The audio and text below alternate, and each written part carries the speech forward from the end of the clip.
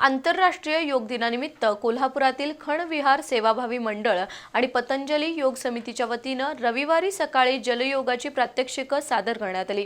रंकाळ्याजवळच्या पतौडी खणीतील पाण्यावर तरंगत योगा करण्याच्या कौशल्याला उपस्थितांनी मनापासून दाद दिली।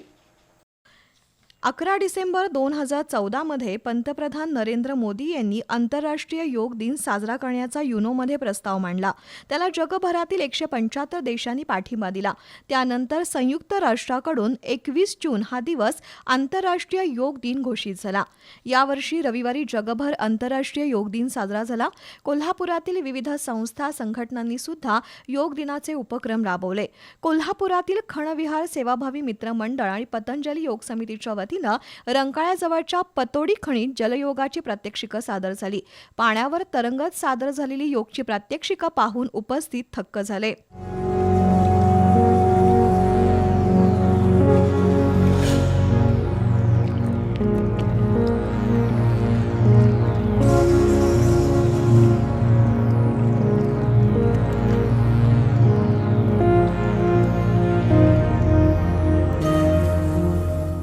योगच्या माध्यमातून मानसिक आणि शारीरिक आरोग्य सुधारतं। अशावेळी पाण्यावर तरंगत योग करण्याच्या कौशल्याला उपस्थितांनी भरभरून दाद दिली। जलयोगच्या माध्यमातून योग साधनेला चालना देणाऱ्या या कार्यकर्त्यांना मान्यवरांच्या हस्ते सन्मानित करण्यात आलं।